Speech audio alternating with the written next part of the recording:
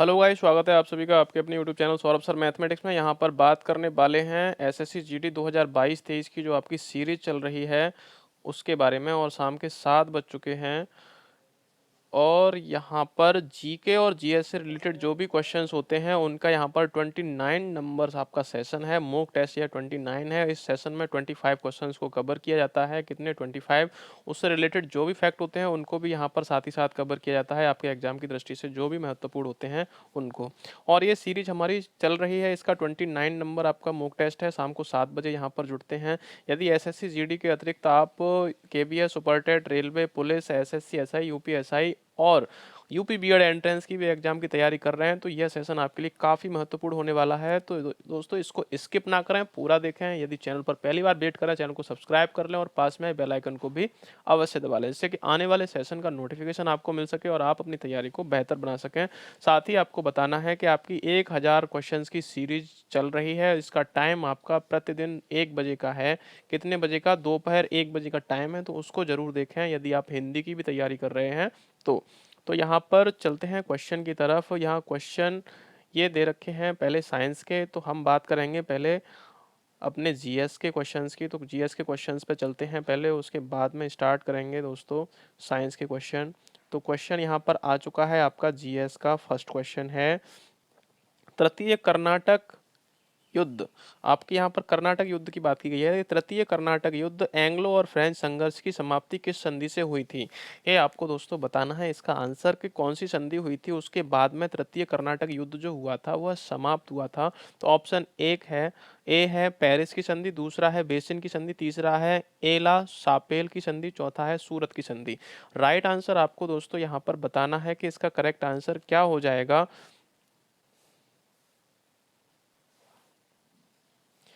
तो यहाँ पर जब तक बात कर लेते हैं कर्नाटक का जो तृतीय युद्ध हुआ था उसके बारे में। तो जो तृतीय युद्ध हुआ था एंग्लो फ्रेंच, यानी कि इसकी जो समाप्ति हुई थी किससे हुई थी आपको बताना है। तो इसमें जो कर्नाटक का जो तीसरा युद्ध हुआ था वह 1756 में हुआ था। 1756 से लेकर और कब तक चला था? 1763 तक यह युद्ध चला था। कब तक? 1763 तक यह युद्ध चला था। और इसमें जो जीत हुई थी वह अंग्रेजों की जीत हुई थी। किसकी? अंग्रेजों की जीत हुई थी। किसकी? अंग्रेजों की। और यहाँ पे जो फ्रांसीसी थे उन्हें हार का सामना करना पड़ा था। और यहाँ पर जो संधि की बात अगर आती है तो यहाँ संधि पेरिस की संधि हुई थी। पेरिस की संधि होने के बाद यह तृतीय कर्नाटक युद्ध जो था उस समाप्त हो गया था। और ये संधि कब हुई थी? तो जब यह युद्ध समाप्त हुआ था, यानी कि 1763 में पेरिस की संधि हुई थी। किस किस के बीच हुई थी? एंग्लो और फ्रेंच के बीच, यानी अंग्रेजों और फ्रांसीसियों के बीच में हुई थी। बात कर लेते हैं यहाँ पर के जो फर्स्ट युद्ध, जब कर्नाटक का या तृतीय युद्ध की बात की गई है तो प्रथम युद्ध कब हुआ था? तो प्रथम युद्ध हुआ था 1746 से लेकर वह 48 तक चला था। कब तक? 48 तक आपका चला था। 1746 से 1748 तक चला था। और दूसरे युद्ध की बात करते हैं तो वह 1749 से चला था। 1749 से और 54 तक। इसी तरह काफी वर्षों तक यहाँ पर युद्ध चलते थे पहले। तो तृतीय कर्नाटक जो युद्ध था वह 1763 तक चला था, 56 से। फर्स्ट जो था 46 से 48, और सेकंड जो था आपका चला था 49 से लेकर 54 तक। अब बात कर लेते हैं यहाँ पर कर्नाटक युद्ध था। तो कर्नाटक युद्ध जो था वह कर्नाटक में हुआ था। और कर्नाटक में जो राजधानी है वह बेंगलोर है। बंगलुरु, बंगलुरु राजधानी है कर्नाटक की। बंगलुरु राजधानी है। और आपका इसका जो कर्नाटक राज्य का जो गठन हुआ था उसके बारे में जान लीजिए। तो 1 नवंबर 1956 को इसका गठन हुआ था दोस्तों। कब हुआ था? 1 नवंबर 1956 को। इसकी जो राजभाषा है वह कन्नड़ है, ये आपको याद रखना है। कन्नड़ है राजभाषा। अगर बात करते हैं इसके सीएम की तो वासवराज बोम्बई, बासवराज बासवराज बासवराज बोम्बई इसके मुख्यमंत्री हैं। और अगर बात की जाए कि इसके जो राज्यपाल हैं तो थावर चंद्र गहलोत हैं। कौन है? थावर चंद्र गहलोत इसके राज्यपाल हैं। और बेंगलोर की अगर यहाँ बात करते हैं तो इसको silicon valley, silicon silicon valley के नाम से भी जाना जाता है। किस शहर को? कि बेंगलोर शहर को, जो कि कर्नाटक की राजधानी है। तो क्वेश्चन के इसका आंसर क्या था दोस्तों? इसका correct answer option A, Paris की संधि होने के बाद में तृतीय कर्नाटक जो युद्ध हुआ था वह समाप्त हो चुका था। बात करते हैं नेक्स्ट क्वेश्चन की। लोकसभा में राज्यों को किस आधार पर सीटें आवंटित हुई हैं, ये आपको बताना है। तो जो लोकसभा है उसमें राज्यों को किस आधार पर सीटें आवंटित हुई हैं, जनसंख्या के आधार पर, क्षेत्रफल के आधार पर, गरीबी के आधार पर या भाषा के आधार पर, आपको बताना है इसका करेक्ट आंसर कि जो लोकसभा में राज्यों को जो किस आधार पर सीटें आवंटित हुई हैं। तो क्षेत्रफल पे हुई हैं क्या, जनसंख्या पे हुई हैं क्या, गरीबी पे या फिर भाषा पे। बात कर लेते हैं, तब तक आप आंसर कमेंट कीजिए। यहाँ बात करते हैं लोकसभा की, तो कुल सीटें कितनी हैं इसमें, कुल कुल जो सीट हैं वह 543 सीटें इसमें हैं। कितनी है, 543। और दो जो सीट होती थी एंग्लो इंडियंस वाली, उसको संविधान के संशोधन अधिनियम 104 के तहत 2019 में उनको खत्म कर दिया है। क्या कर दिया है, खत्म कर दिया है। तो कुल जो लोकसभा में सीटें हैं वह कितनी हैं, 543 सीटें हैं। और जो लोकसभा का जो कार्यकाल होता है वह कितने वर्ष का होता है, तो 5 वर्ष का इसका कार्यकाल होता है। और यह लोकसभा ऐसी सभा होती है कि यह भंग किया जा सकता है। यह लोकसभा जो होता है संसद का निम्न सदन होता है। क्या होता है, निम्न सदन होता है। और इसको भंग किया जा सकता है, इसको अस्थायी सदन भी कहा जाता है। ये आपको याद रखना है। और इसके अध्यक्ष के बारे में अगर बात करें तो अध्यक्ष इसके ओम बिरला हैं। कौन है, ओम बिरला। ओम बिरला इसके अध्यक्ष हैं, ये आपको याद रखना है। और इसके जो बहुमत दल का जो नेता है वह कौन है, वह प्रधानमंत्री होता है। तो वह कौन है, पीएम नरेंद्र मोदी। कौन है, नरेंद्र मोदी। ये आपको याद रखना है। तो यहाँ पर लोकसभा में राज्यों का प्रतिनिधित्व किस आधार पर किया गया है, तो इसका जो करेक्ट आंसर है जनसंख्या के आधार पर सीटों का बंटवारा किया गया है लोकसभा में राज्यों का। ठीक है, ये आपको याद रखना है। बात करते हैं अगले क्वेश्चन की। अगला क्वेश्चन आता है, कुब्बत उल इस्लाम मस्जिद का निर्माण किसके द्वारा किया गया था। जो कुब्बत उल इस्लाम मस्जिद है उसका निर्माण जो किसके द्वारा किया गया था, तो कुतुबुद्दीन ऐबक, अलाउद्दीन खिलजी, इल्तुतमिश या मोहम्मद आदिल शाह। राइट आंसर इसका बताएंगे दोस्तों कि कुब्बत उल इस्लाम जो मस्जिद थी उसका निर्माण किसके द्वारा करवाया गया था, ये आपको बताना है। तो इसका जो करेक्ट आंसर है कुतुबुद्दीन ऐबक। कुतुबुद्दीन ऐबक के द्वारा ही कुब्बत उल इस्लाम मस्जिद का निर्माण करवाया गया था। और यह कुतुबुद्दीन ऐबक क्या था, तो गुलाम वंश का यह संस्थापक था। गुलाम वंश का जो क्या था दोस्तों, यह संस्थापक था। ये भी आपको याद रखना है। और गुलाम वंश की जो स्थापना हुई थी वह 1206 में हुई थी। और कब तक इसका शासनकाल रहा था, गुलाम वंश कब तक रहा था, तो 1290 ईस्वी तक यह गुलाम वंश रहा था। ये आपको याद रखना है। गुलाम वंश एक ऐसा शासन था जो कि दिल्ली का पहला मुस्लिम वंश था। कौन सा था, गुलाम वंश दिल्ली का पहला मुस्लिम वंश था। कुतुबुद्दीन की अगर बात करते हैं तो कुतुबुद्दीन ने कुतुब मीनार का भी निर्माण स्टार्ट करवाया था। कुतुब मीनार का किसने, कुतुबुद्दीन ऐबक ने, जो कहाँ पर है, दिल्ली में आपके स्थित है। दूसरा है दोस्तों 2.5 दिन का झोंपड़ा।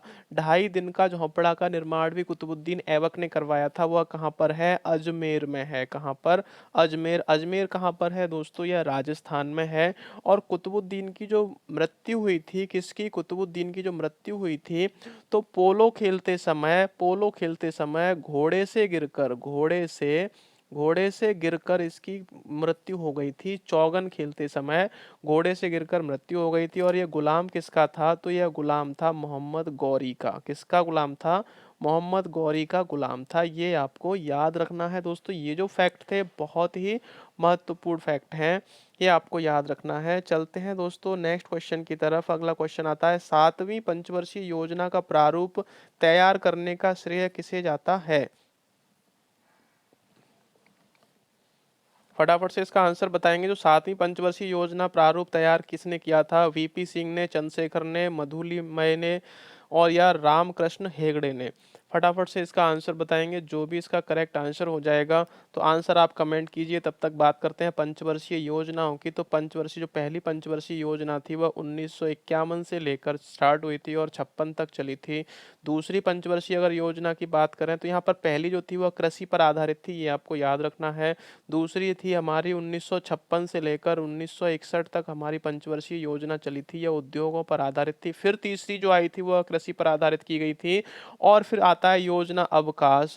अवकाश अगर योजना आता है तो योजना अवकाश कितने से कितने तक का था, तो 1966 से लेकर 1969 तक का जो अवकाश काल था योजना अवकाश था। कुल जो पंचवर्षीय योजना आई उनकी संख्या है 12, और 12वीं जो पंचवर्षीय योजना है उसका जो कार्यकाल है आपका 2012 से लेकर 2017 तक का उसका कार्यकाल रहा था। इसके बाद में कोई पंचवर्षीय योजना नहीं आई, और उसके बाद में आया आपका नीति आयोग। पंचवर्षीय योजना की जगह पर बना एक नीति आयोग। नीति आयोग का जो अध्यक्ष होता है, नीति आयोग का जो अध्यक्ष होता है वह प्रधानमंत्री यानी प्राइम मिनिस्टर होता है, और वर्तमान में कौन है, तो वह नरेंद्र मोदी है। मैंने अभी बताया था पिछले क्वेश्चन में, वर्तमान में कौन है, नरेंद्र मोदी हैं। तो इसका आपको करेक्ट आंसर बताना है, फटाफट से इसका आंसर बताएंगे क्या हो जाएगा। तो इसका जो करेक्ट आंसर है रामकृष्ण हेगड़े, इसका राइट आंसर हो जाएगा। तो 7वीं पंचवर्षीय योजना का जो प्रारूप तैयार किया था वो रामकृष्ण हेगड़े ने किया था। ऑप्शन डी एकदम से राइट आंसर है। नेक्स्ट चलते हैं, बहावी आंदोलन का मुख्य केंद्र था, जो बहावी आंदोलन था उसका मुख्य केंद्र था कौन सा था, पटना, लखनऊ, तमिलनाडु या मुंबई। राइट आंसर आपको इसका बताना है, क्वेश्चन नंबर 5 है। तो बहावी आंदोलन का मुख्य केंद्र कौन सा था, तो यहाँ पर पटना जो था वह बहावी आंदोलन का मुख्य केंद्र था। अब पटना किस स्टेट में है, तो वह बिहार स्टेट में है। किस में है, बिहार में। पटना कहाँ पर है, बिहार में। और बिहार के जो सीएम हैं वह कौन है वर्तमान में, तो नीतीश कुमार हैं। नीतीश कुमार बिहार के सीएम हैं। और अगर राज्यपाल की अगर बात की जाए, गवर्नर की अगर बात की जाए, तो फागू चौहान है। कौन है, फागू चौहान। ये भी आपको याद रखना है, एक नंबर में आता है ये क्वेश्चन पूछने के लिए।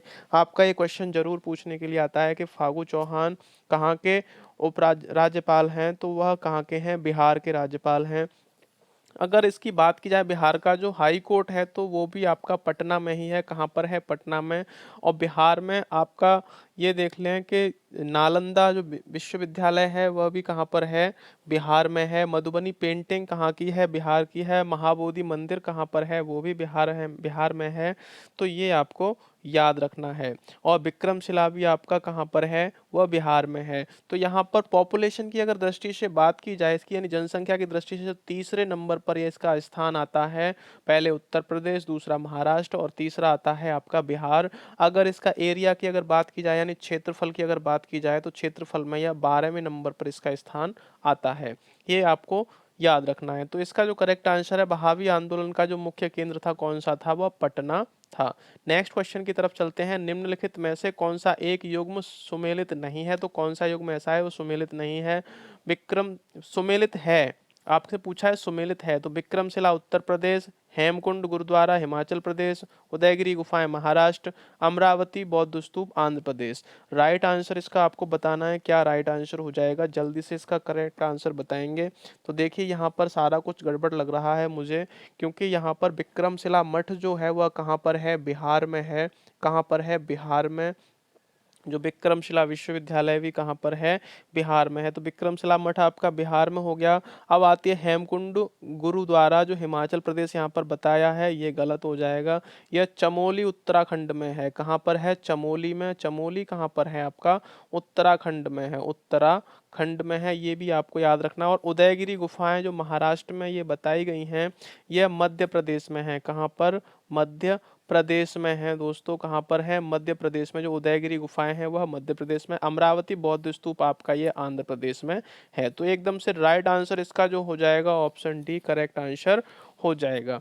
चलते हैं नेक्स्ट क्वेश्चन की तरफ। अगला क्वेश्चन आता है, संपत्ति के जो मूल अधिकार को किस संवैधानिक संशोधन अधिनियम द्वारा समाप्त किया गया था। ऑप्शंस दे रखे हैं। ऑप्शन ए है 42 में, दूसरा है 44 में, सी है 45 में, और डी है आपका 52 में। तो संपत्ति का जो मूल अधिकार था, जो फंडामेंटल राइट था आपका, संपत्ति को रखना आपका मूल अधिकार था कि आपके पास कितनी भी संपत्ति हो सकती है, वह आपका मूल अधिकार है।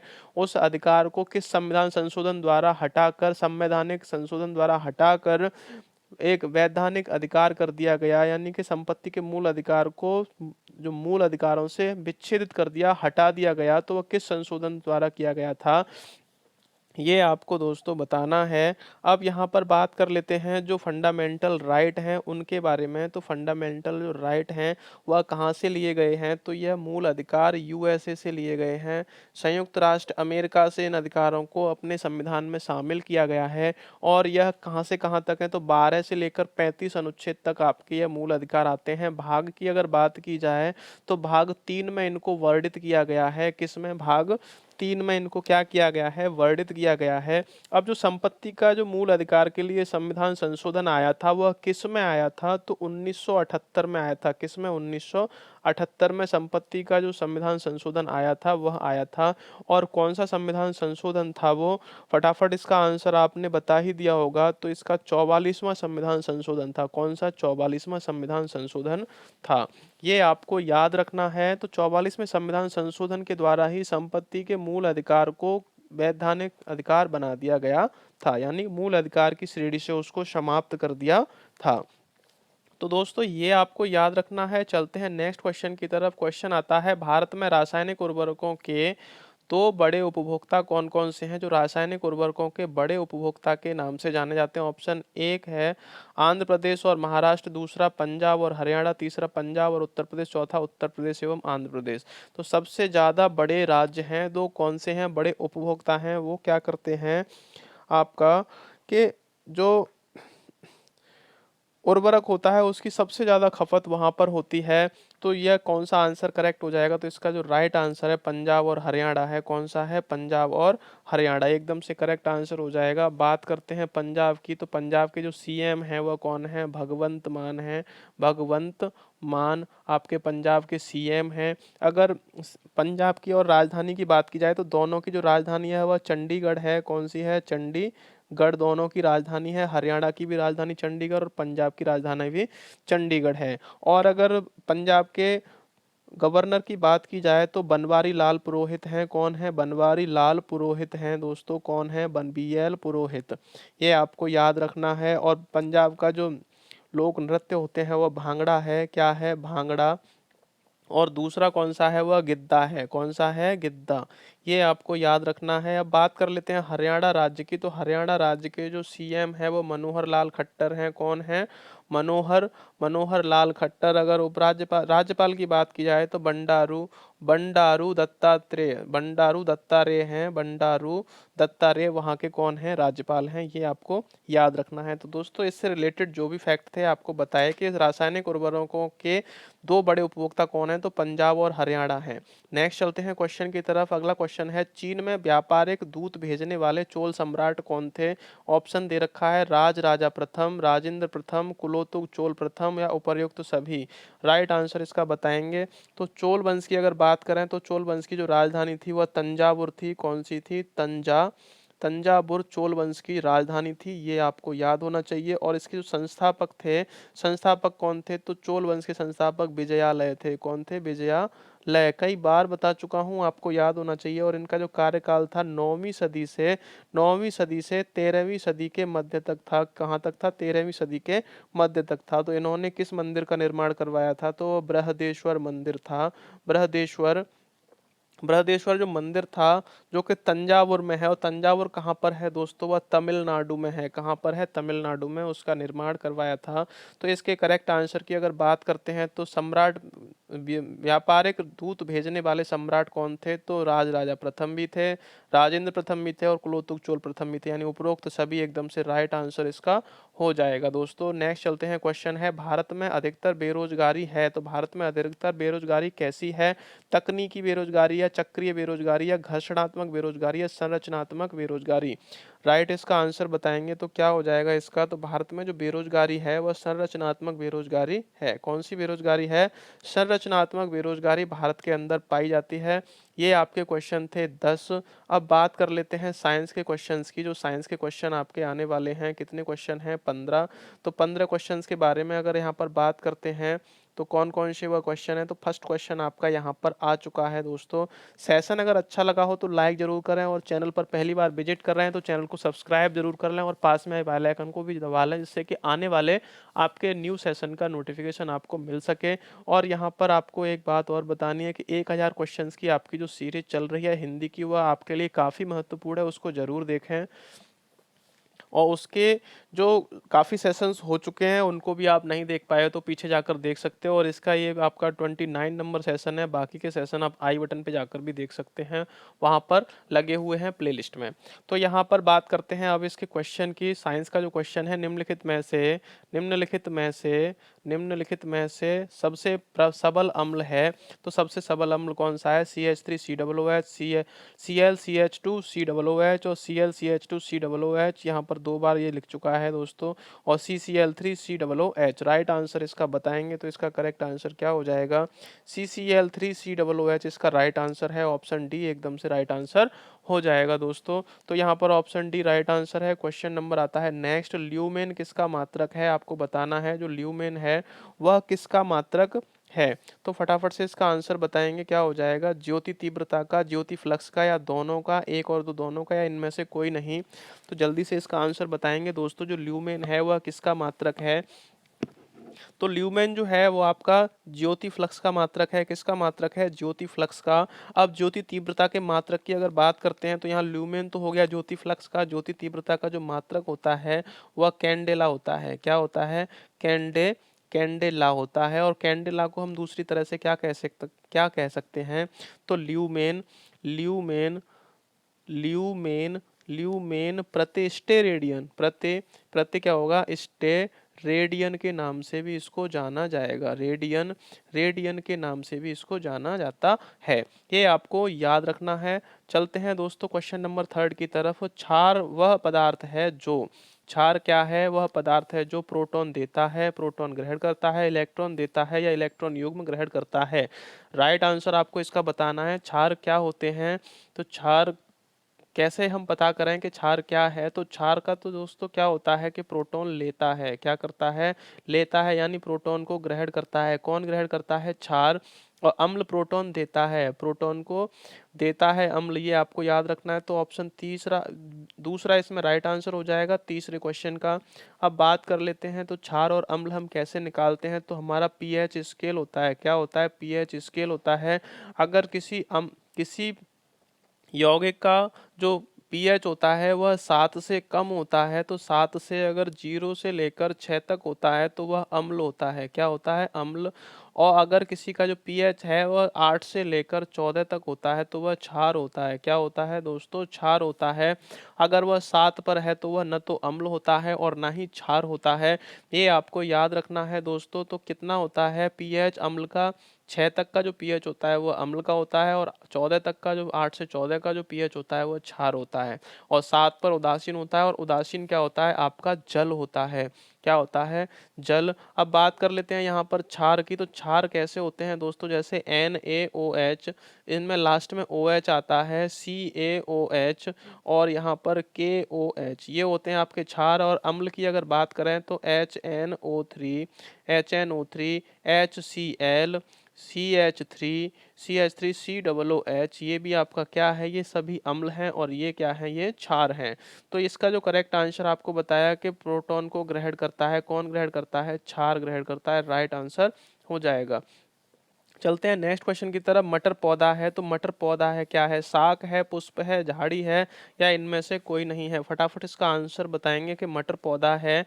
मटर क्या है? मटर देखिए, मटर के बारे में अगर बात करते हैं तो मटर जो है लेग्यूमिनेसी लेग्यू लेग्यू लेग्यूमिनोसी कुल का पौधा है। लेग्यूमिनोसी कुल का, ये भी आपको याद रखना है। लेग्यूमिनोसी कुल का पौधा है, और ये फलीदार पौधा है। क्या है? फलीदार। मटर जो होती है वो फलीदार होती है, फली होती है, तो फलीदार पौधा है। अब इसके आंसर की अगर बात की जाए तो इसका आंसर है शाक। क्या है? शाक। तो मटर पौधा जो है शाक है। मटर पौधा क्या है? शाक है। लेग्यूमिनेसी कुल का पौधा है और फलीदार पौधा होता है। ये आपको याद रखना है। नेक्स्ट चलते हैं। पौधे के वायवीय भागों से बाष्प के रूप में जल हानि को कहते हैं, तो क्या कहते हैं? परासरण कहते हैं, श्वसन कहते हैं, प्रकाश संश्लेषण कहते हैं या बाष्पोत्सर्जन कहते हैं। राइट आंसर इसका बताएंगे क्या हो जाएगा? तो पौधे के जो वायवीय भागों से बाष्प के रूप में जो जल हानि को कहते हैं, क्या कहते हैं? परासरण, श्वसन, प्रकाश संश्लेषण या बाष्पोत्सर्जन। तो इसका जो करेक्ट आंसर हो जाएगा दोस्तों बाष्पोत्सर्जन हो जाएगा। क्या हो जाएगा? बाष्पोत्सर्जन। अब वाष्पोत्सर्जन की क्रिया क्या होती है ये आपको जानना बहुत जरूरी है। तो जो पौधे होते हैं, पौधों की जो जड़ में अनावश्यक जो जल आता है, अनावश्यक जल को वह क्या करते हैं? वाष्प के रूप में शरीर से बाहर निकालने की जो क्रिया होती है उसको क्या कहते हैं? बाष्पोत्सर्जन कहते हैं। यदि आपने पौधे देखे होंगे, उनमें अगर पानी लगा हुआ है तो उनकी जो अनावश्यक जल वो ग्रहण कर लेते हैं, तो उसको अपनी पत्तियों के ऊपर से निकालते हैं, साइडों से निकालते हैं, तो वहां पर ऐसा लगता है कि यहाँ ओस सी आ चुकी है। तो ये क्या होता है? अनावश्यक जल होता है और इसको क्या कहते हैं? वाष्पोत्सर्जन की क्रिया कहते हैं। ये आपको याद रखना है। चलते हैं क्वेश्चन नंबर 6 पर। ग्रेगर मेंडल निम्न में से किसके प्रतिपादन हेतु प्रसिद्ध हैं? फटाफट बताएंगे। कोशिका सिद्धांत के लिए, उत्परिवर्तन सिद्धांत के लिए, आनुवंशिकता के लिए या उपार्जित लक्षणों की वंशागति के लिए? फटाफट से इसका आंसर बताएंगे। क्वेश्चन नंबर 6 है। तो यहाँ पर ग्रेगर जॉन मेंडल की बात की गई है, किसके प्रतिपादन से हेतु प्रसिद्ध हैं? फटाफट से इसका आंसर बताएंगे दोस्तों। क्या हो जाएगा? तो इसका जो आंसर है आनुवंशिकता के लिए हो जाएगा। आनुवंशिकता के नियम के लिए कौन है? ग्रेगर जॉन मेंडल हैं। कौन है? ग्रेगर जॉन मेंडल हैं आनुवंशिकता के लिए। अब बात करते हैं कोशिका सिद्धांत की। तो कोशिका सिद्धांत के लिए रॉबर्ट हुक हैं। कौन है? रॉबर्ट रॉबर्ट हुक जो है कोशिका सिद्धांत के लिए हैं। ये आपको याद रखना है। अगर उत्परिवर्तन के सिद्धांत की अगर बात की जाती है तो Hugo de bridge, H D Hugo de bridge, H D bridge हैं इसके। कौन हैं? उत्परिवर्तन के जो हैं प्रतिपादक वो हैं, वो एच डी ब्रिज हैं। और यहाँ पर दोस्तों ग्रेगर जॉन मेंडल, यहाँ पर आपको पता ही है, ऑप्शन सी राइट आंसर है आपका। चलते हैं क्वेश्चन नंबर नेक्स्ट पे। जब पेट्रोलियम को गर्म किया जाता है तो सर्वाधिक मात्रा में निकलने वाली वाष्प होती है, कौन सी होती है? केरोसिन, साइमोजिन, वैसलीन या पेट्रोलियम ईथर? इसका करेक्ट आंसर बताएंगे दोस्तों। क्या हो जाएगा?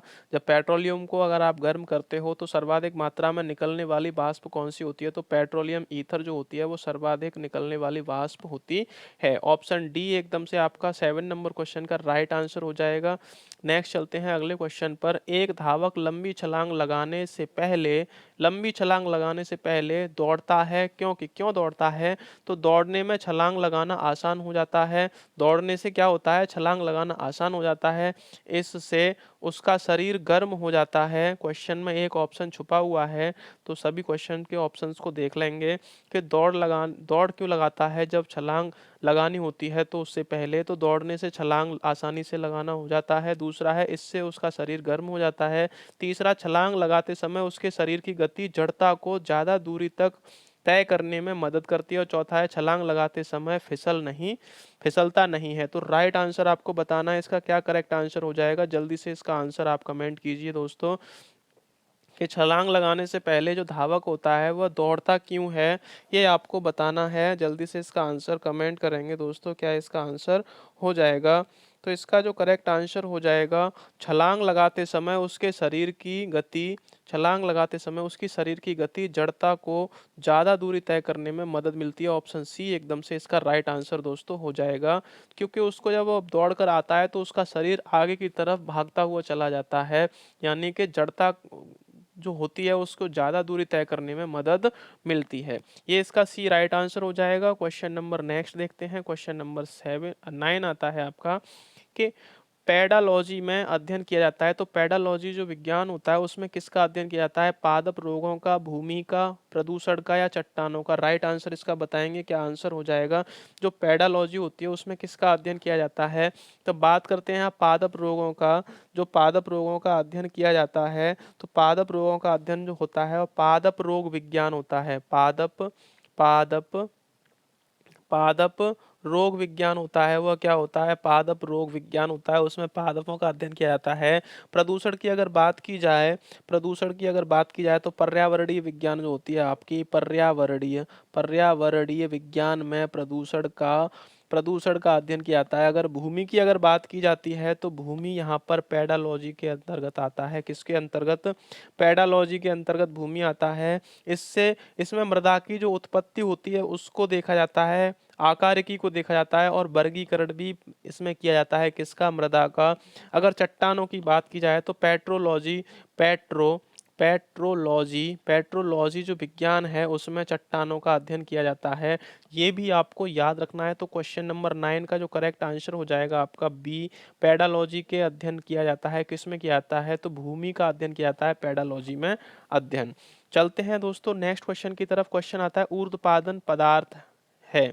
तो जो ऊर्ध्वपातन का जो पदार्थ है वह क्या है? कपूर है, नेफ्थलीन है, अमोनियम क्लोराइड है या सभी हैं? फटाफट से इसका आंसर बताएंगे। जो ऊर्ध्वपातन सब्लीमेट जो पदार्थ होते हैं वह कौन कौन से होते हैं? कपूर है, नेफ्थलीन है, अमोनियम क्लोराइड है या ये सभी हैं? अब ऊर्ध्वपातन होता क्या है ये आपको बताना है। तो कोई भी ठोस है और ठोस से वह द्रव में न परिवर्तित होकर उसका जो अवस्था परिवर्तन होता है, अवस्था परिवर्तन, वह ठोस से द्रव में न परिवर्तित होकर सीधा वाष्प में बदल जाता है। तो ऐसे पदार्थों को ही क्या कहते हैं? ऊर्ध्वपातक पदार्थ कहते हैं, ऊर्ध्वपातन पदार्थ कहते हैं। और इस क्रिया को क्या कहते हैं? ऊर्ध्वपातन कहते हैं। तो कपूर ठोस से सीधा वाष्प में बदल जाता है, नेफ्थलीन ठोस से सीधे वाष्प में बदल जाती है और अमोनियम क्लोराइड भी ठोस से सीधे वाष्प में बदल जाती है। तो दोस्तों इसका जो करेक्ट आंसर है ऑप्शन डी एकदम से राइट आंसर हो जाएगा। कौन सा? ऑप्शन डी एकदम से राइट आंसर हो जाएगा कि ऊर्ध्वपातन पदार्थ कौन कौन से? तो कपूर भी है, नेफ्थलीन है और अमोनियम भी है। नेक्स्ट चलते हैं दोस्तों। क्वेश्चन नंबर आता है 11 नंबर क्वेश्चन है कि दिन के समय पृथ्वी समुद्र के जल की अपेक्षा दिन के समय पृथ्वी समुद्र जल की अपेक्षा पृथ्वी का जो जल होता है वह समुद्र जल की अपेक्षा बहुत जल्दी गर्म हो जाता है। क्यों गर्म हो जाता है? कि दिन के समय पृथ्वी का जल समुद्र जल की अपेक्षा जल्दी गर्म हो जाता है। तो ऑप्शन देख लेते हैं। ऑप्शन ए है पृथ्वी का घनत्व जल की अपेक्षा अधिक होता है, समुद्र में रहने वाले जलीय जंतुओं के कारण, या जल की विशिष्ट ऊष्मा धारता काफी अधिक होती है, या जल हाइड्रोजन और ऑक्सीजन से बना होता है। ये आपको बताना है। इसका करेक्ट आंसर दोस्तों फटाफट से कमेंट कर दीजिए। जो आपका 11 नंबर क्वेश्चन है और ये साइंस का क्वेश्चन है दोस्तों, फटाफट से इसका आंसर कमेंट करेंगे।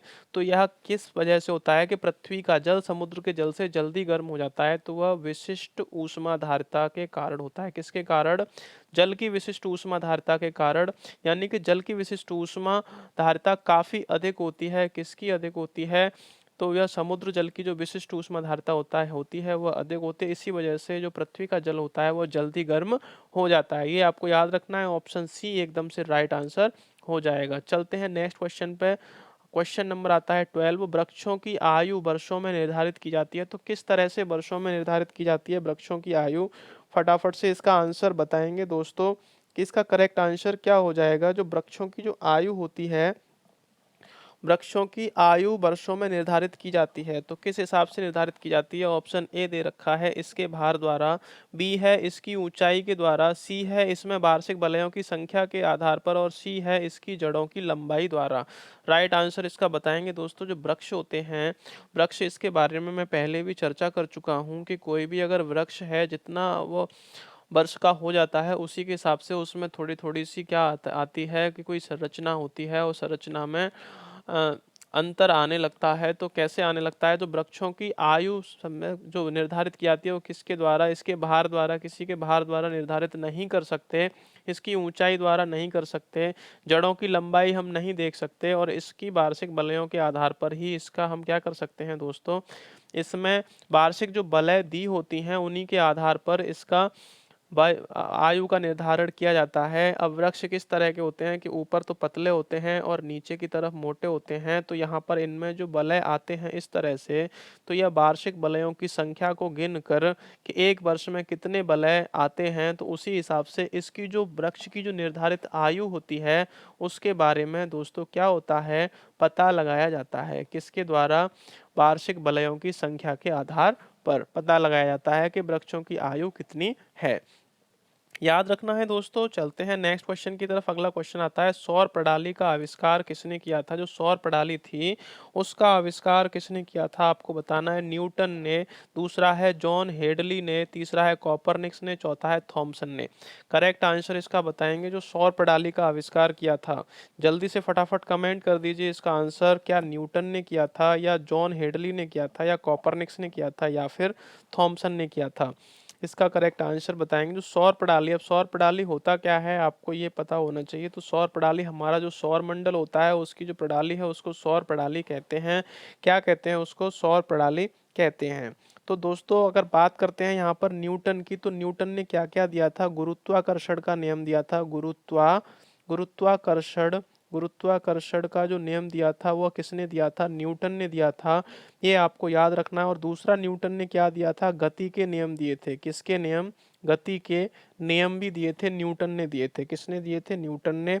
और थॉमसन की अगर बात करें तो इसने इलेक्ट्रॉन की खोज की थी। इलेक्ट्रॉन की खोज। अब इलेक्ट्रॉन पर ये माइनस का साइन क्यों होता है? क्योंकि इलेक्ट्रॉन पर ऋण चार्ज होता है। क्या होता है? माइनस चार्ज होता है, इसीलिए, यानी ऋण आवेश होता है। इसी वजह से इस पर क्या होता है? माइनस चार्ज होता है। ये आपको याद रखना है दोस्तों।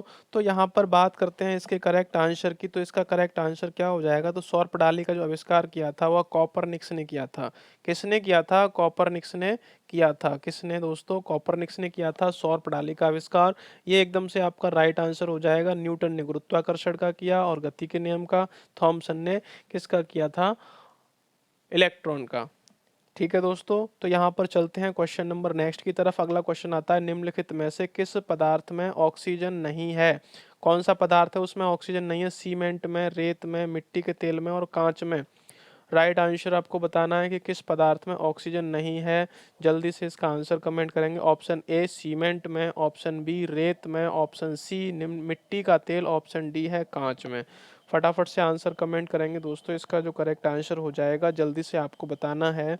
तो सीमेंट में आपका देखा जाए तो सीमेंट में ऑक्सीजन होती है। मैंने इससे पहले जो सेशन कराए हैं उनमें मैंने बिल्कुल विस्तार से बताया है। और इसमें जो सीमेंट किस किस से मिलकर बना होता है वो भी बताया है। रेत में क्या क्या होता है वो भी बताया है। मिट्टी के तेल में क्या होता है वो भी बताया है। कांच में क्या क्या होता है वो भी बताया है दोस्तों। तो ये आपने अगर नहीं देखा है तो आप आई बटन पे जाकर के देख लीजिए कि आपको वो पता चल जाएगा कि किस किस में क्या होता है। यहाँ पर बात की गई है ऑक्सीजन की, तो सीमेंट में ऑक्सीजन होती है, रेत में ऑक्सीजन होती है और कांच में भी ऑक्सीजन का होना पाया गया है। और यहाँ पर बात करते हैं इसके आंसर की, तो मिट्टी का तेल होता है उसमें ऑक्सीजन नहीं होती है। किसमें नहीं होती है? मिट्टी के तेल में ऑक्सीजन दोस्तों नहीं पाई जाती। और इसको कैरोसिन भी कहते हैं। क्या कहते हैं? कैरोसिन। कैरोसिन कैरोसिन ऑयल भी कहते हैं इसको दोस्तों। क्या कहते हैं? कैरोसिन ऑयल, यानी कि मिट्टी का तेल भी इसको कहा जाता है। तो इसमें ऑक्सीजन नहीं पाई जाती है, ये आपको याद रखना है। अगला क्वेश्चन आता है, क्वेश्चन नंबर है आपका 15। इस सेशन का लास्ट क्वेश्चन है कि मेढक में फर्टिलाइजेशन की प्रकृति होती है। तो मेढक में जो फर्टिलाइजेशन की प्रकृति होती है वह कैसी होती है?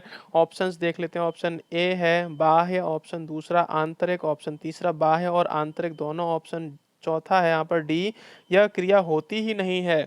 तो मेढक में फर्टिलाइजेशन अगर नहीं होता है तो बाकी के मेढक कहाँ से आते हैं दोस्तों? ये तो एक ऑप्शन एकदम से गलत हो जाएगा हमारा। तो मेढक की फर्टिलाइजेशन की प्रकृति कैसी होती है? बाह्य प्रकृति होती है या आंतरिक प्रकृति होती है, या निम्नलिखित दोनों प्रकृतियां होती हैं, बाह्य और आंतरिक, या इनमें से कोई नहीं? तो कोई नहीं तो हमने हटा ही दिया, यानी कि इसमें क्रिया नहीं होती है। ये तो मैंने चलो आपके लिए एक ऑप्शन दे दिया कि इसमें से अब तीन ऑप्शंस में से आपको अपना आंसर कमेंट करना है दोस्तों। फटाफट से इसका आंसर कमेंट कर दीजिए। जो बाह्य आंतरिक दोनों, क्या दोनों क्रियाएं हो सकती हैं? क्या बाह्य क्रिया होती है या आंतरिक क्रिया होती है? तो दोस्तों इसका जो राइट आंसर है वो बाह्य क्रिया होती है। क्या होती है? बाह्य क्रिया होती है। प्रकृति होती है तो बाह्य प्रकृति होती है, यानी फर्टिलाइजेशन की जो प्रकृति होती है वह बाह्य होती है। जो मेढक का जो फर्टिलाइजेशन होता है वह मेढक के शरीर से बाहर होता है। ये आपको याद रखना है दोस्तों। तो यहाँ पर 15 क्वेश्चंस को कंप्लीट किया गया है साइंस के, और 10 क्वेश्चंस वो 25 क्वेश्चंस को कंप्लीट किया गया है दोस्तों। ये हमारा सेशन जो था वह 29 नंबर सेशन था। जब तक आपके एग्ज़ाम चलते रहेंगे, जब तक हमारे सेशन चलते रहेंगे, आप बिल्कुल घबराइए नहीं। इन सेशन से ही आपका एग्ज़ाम आने वाला है। आप तैयारी करते रहिए और भी पढ़िए और यहाँ पर भी पढ़िए। यदि आप मैथमेटिक्स की और भी अच्छी-अच्छी ट्रिक्स पाना चाहते हैं तो आप चैनल पर बने रहिए। इस पर अच्छी-अच्छी ट्रिक्स, शॉर्ट मेथड यहाँ पर अपलोड किए जाते हैं, उनसे आप तैयारी कर सकते हैं। और 1000 जो हिंदी के सेशन की जो सीरीज़ चल रही है, जो आपको 1 बजे से स्टार्ट है, उसका भी ध्यान रखें और शाम के 7 बजे आपका ये सेशन स्टार्ट हो जाता है। तो और इस सेशन कितने देर का होता है? 30 से लेकर 40 मिनट का ये सेशन होता है, तो इसके लिए टाइम ज़रूर दें, जिससे कि आपको बहुत ज़्यादा ब्रॉड जानकारी अपने एग्ज़ाम से पहले हो सके और आप अपनी तैयारी करके अपना एग्ज़ाम दें, अपनी एक सीट फाइनल करें। अपने लिए लक्ष्य निर्धारित कर ही लिया है आपने, तो उसमें आपको सफलता मिले, यही हमारी आशा है। तो दोस्तों, इस सेशन में फ़िलहाल के लिए इतना ही। चलते हैं नेक्स्ट सेशन, बात करेंगे अब नेक्स्ट सेशन में। तब तक के लिए नमस्कार।